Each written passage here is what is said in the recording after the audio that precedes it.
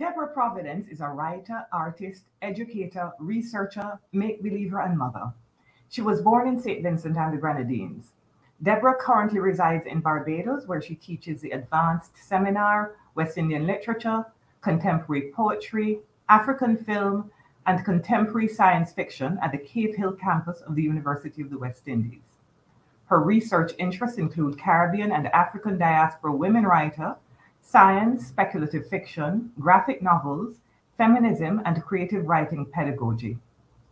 Her works have appeared in the Caribbean Review of Gender Studies, Journal of Eastern Caribbean Studies, Scholar and Feminist Online, Pui, Callaloo, Sable Lit Mag, and the Journal of West Indian Literature.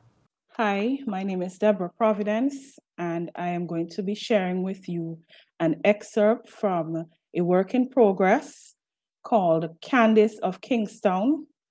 It is an alternate history, or it imagines an alternate history of St. Vincent, where we were not colonized by the British or the French, and we have closer ties or had closer ties with the African continent. So it imagines how St. Vincent would have evolved without the colonial influence and with stronger ties to the African continent.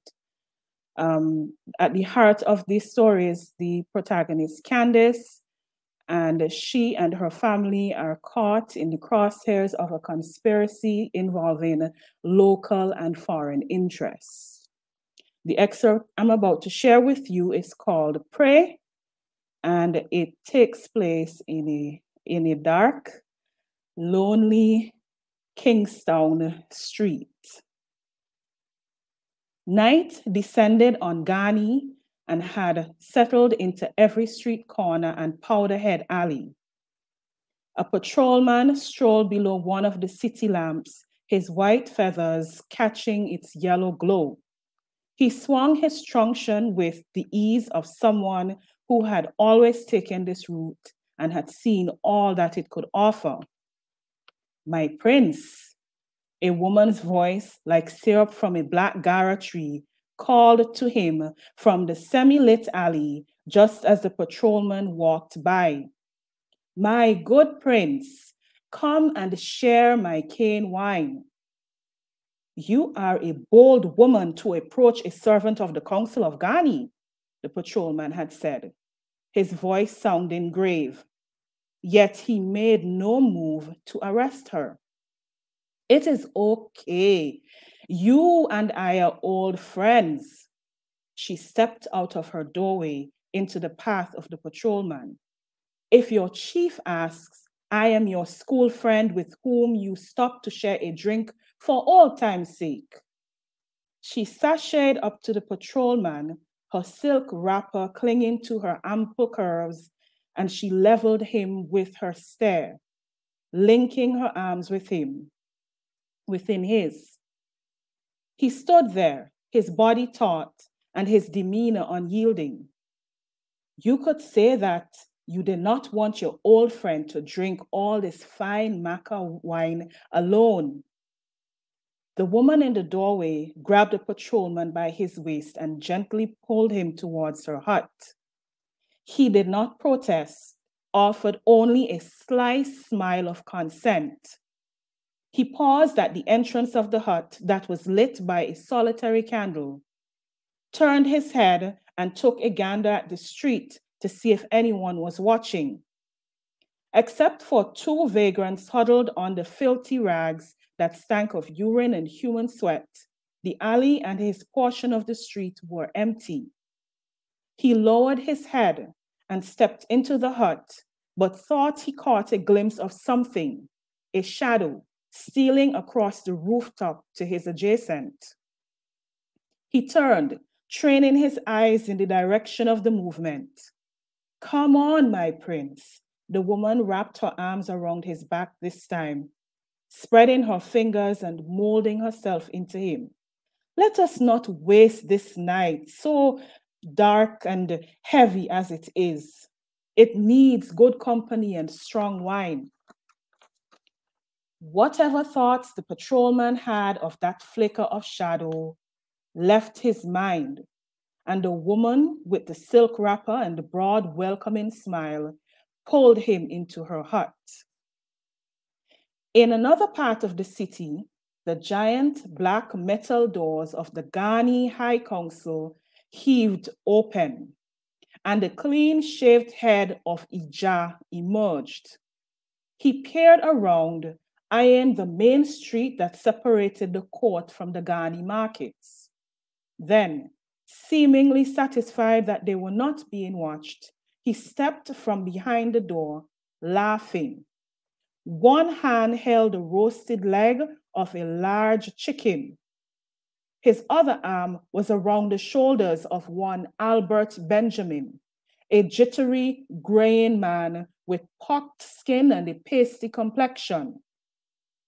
Benjamin mopped his brow, drenched even with the coolness of the Unari night. He too looked up and down the long back street, his unease evident. He hated this part of his duties as the messenger for the admiral, especially having to deal with Ija, who took pleasure in making him as uncomfortable as possible, always so hands-on. He hated it even more these nights because lately he felt as though he was being watched. It was an unsettling feeling that something on the edge of his vision was stalking him through the streets, but that something would disappear whenever he turned his head. He saw nothing, of course, but his neck hairs would remain on end. Ija laughed and slapped him on his shoulder with his chicken-free hand. "Why are you so scaredy, Bakra man?" He tore the flesh from the chicken leg and spoke with his mouth full of its meat. "You should take more time to enjoy the island night on your walk." Benjamin swallowed and mustered something that started as a laugh but ended up as a wheezing squeak when Ija grabbed him up again. "Go on, man." Ija ushered him into the street. "No one will touch you. They might think you're a jumbie and run away." The pale man's back stiffened, but he managed a weak smile while Ija's raucous laughter shattered the quiet. "Ha ha! When you think you are scared of them, it is them who are truly scared of you." Ija laughed, stepped inside the council doors, and then re-emerged with a leather satchel, which he rammed into the chest of the foreigner. "Go now, man. You are keeping me from much better smelling company, eh?" Ija wiped his hand that once held the chicken on the shoulder of Albert Benjamin's waistcoat, and then he slapped the man on his back, sending him stumbling out towards the gate. "Oh, okay. Yes, all right then," Mr. Benjamin gulped. He bustled to the large gates and with some effort pushed through them. The hinges of the great gate groaned in the way of metal against rusted metal. The foreigner, twitching and mopping his neck, looked up and down the long back street and then turned right, heading north towards Old Kingstown. He stashed the satchel under his arm, hustling as quickly as his worn-down boot heels allowed. The skin on his exposed neck prickled with tiny bumps. Something was behind him, he was sure of it, watching him in the dark, a shadow among shadows. For his part, the pale, portly Benjamin moved quickly, resting only when he reached the cobblestone bridge that arced over the North River of Old Kingstown. Still, he clutched the satchel. His chest heaved as he took his breath in short, raspy gulps. A sound, like bricks falling and smashing against concrete, startled him out of his fatigue. He hustled across the bridge, stumbling over uneven cobblestones as he did, his sense of dread growing with every step. He slipped into the narrow alley that led down to the jetty where the oarsman had moored the skiff. He was almost there. The alley stank of vice and rum, a combination that churned in his gut. He would feel a lot better once he was on the skiff, taking in full breaths of sea air, his oarsman pushing away from the shore. There was a flutter on the still air, like wind whipping a sail. Benjamin froze mid-step, then spun on his heel to peer into the dark. He chided himself for stopping and then turned back towards the sea.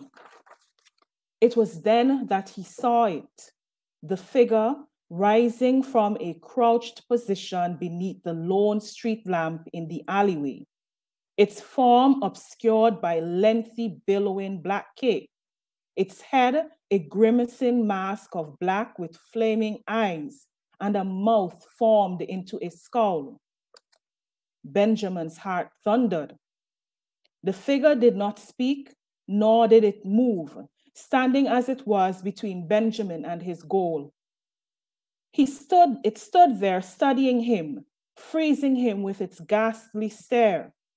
He followed the figure's black arms with his eyes as they disappeared inside the flowing black cape, and still, watching, felt his throat run dry as it produced what looked like a bamboo stick, bringing it to its mouth.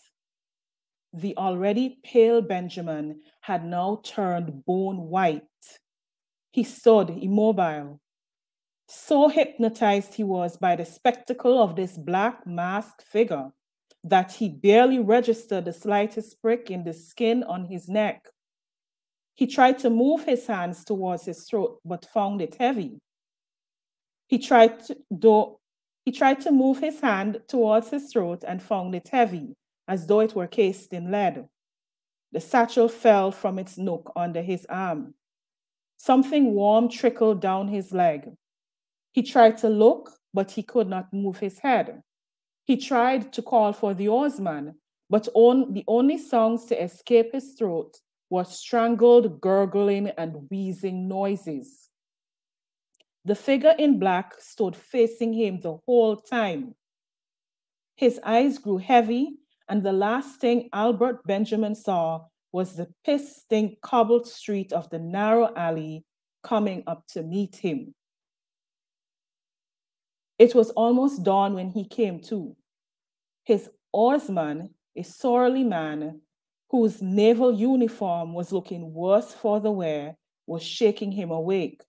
Benji, a look of scorn mixed with impatience lit across his sunburnt face. Benjamin, you need to get up now, man. You should sleep on your own damn time. Get up, Mr. Benji. Albert blinked and shook his head. He wondered how he ended up asleep in the alley. He tried to retrace his step, but a fog settled in his brain, making it hard for him to think. There he was on the narrow street when he should have been on his skiff, making his way towards the base of the old fort. The fort! He looked around for the satchel. Where's your satchel, Benji?